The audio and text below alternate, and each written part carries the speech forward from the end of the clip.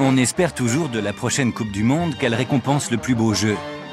Sauf que les défaites des meilleures équipes du monde ne doivent rien au hasard, mais plutôt à des enjeux assez étrangers au sport. Ce stade, c'était un camp de concentration.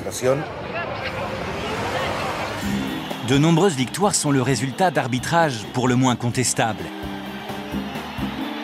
Et elles obéissent à une règle non écrite qui veut que les pays organisateurs doivent aller le plus loin possible dans la compétition. On s'est moqué des Léopards sans se demander pourquoi ils avaient à ce point laissé filer le match.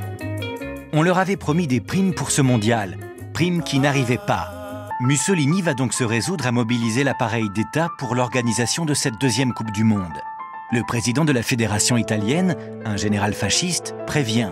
Je ne sais pas encore comment, mais l'Italie doit gagner ce championnat. C'est un ordre.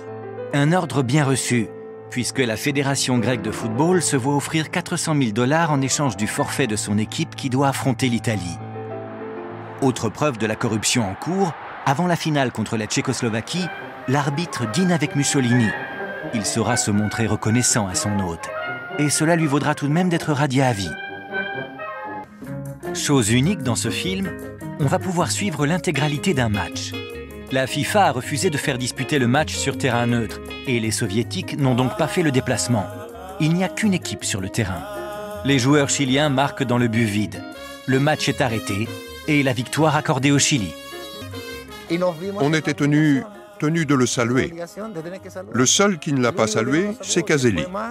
Lui, il a été extraordinaire. Je ne sais pas si c'était du courage ou de la peur, mais je l'ai fait. Et ça a fait le tour du monde. Et c'est pour ça que ça a été compliqué. Très compliqué. Alors qu'il est en Allemagne pour jouer la Coupe du Monde, Carlos Caselli apprend que sa mère a été enlevée.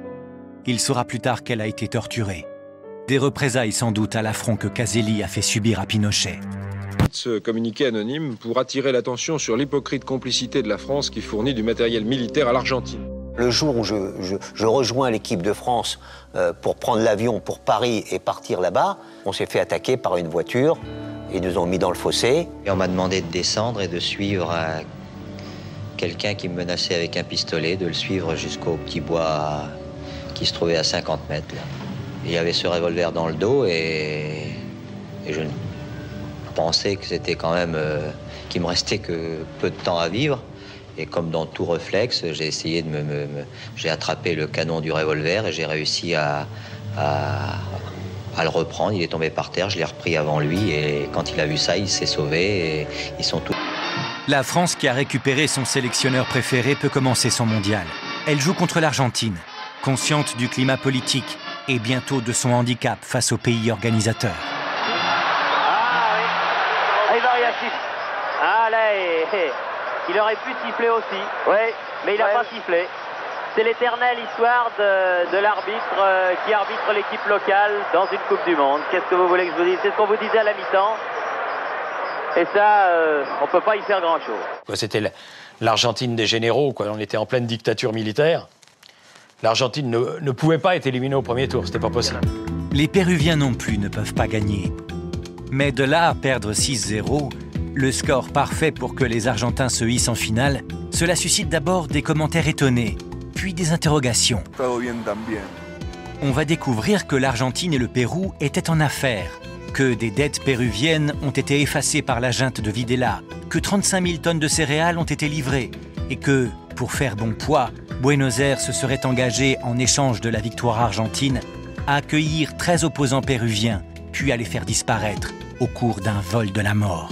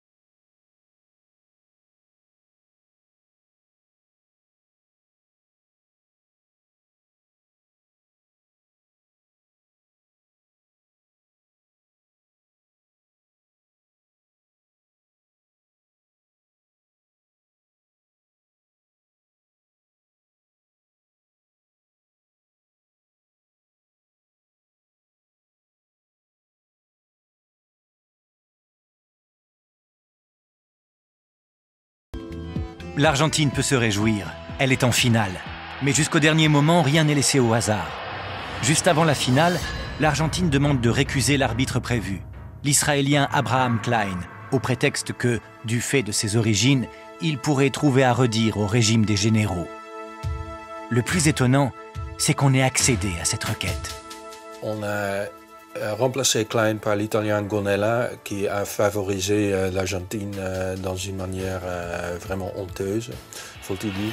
Mais je comprends ça, parce que l'atmosphère, l'ambiance dans le stade était vraiment féroce. Et les Hollandais ont dit après, c'était impossible de gagner là. Comme prévu et organisé depuis le premier jour, c'est l'Argentine qui gagne. Le défenseur hollandais Rudy Krol déclare « La mafia nous a eus ».